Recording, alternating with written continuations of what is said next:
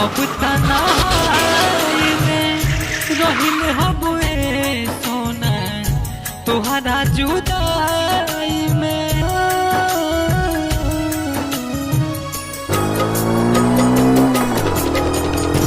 जियतान जिंदगी हम त अब तन्हाई में रहिल हबे सोना तुहरा जुदाई में।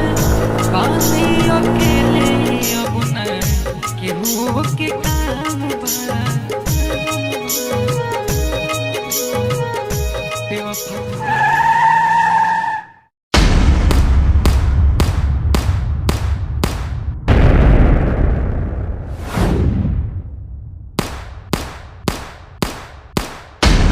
सारे तो बिटिया के चक्कर में हमें लड़का दुश्मन ले लिए है।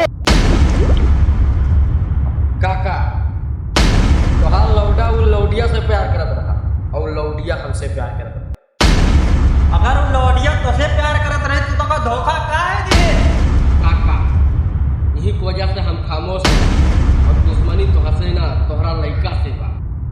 ये सारा हमें लड़का पंगा ले जमा सारे के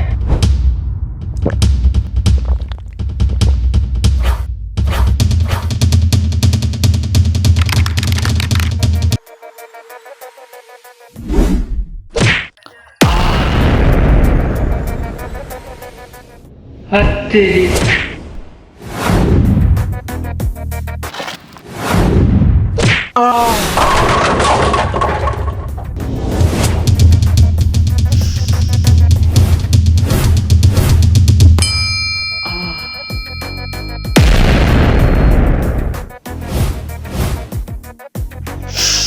Oh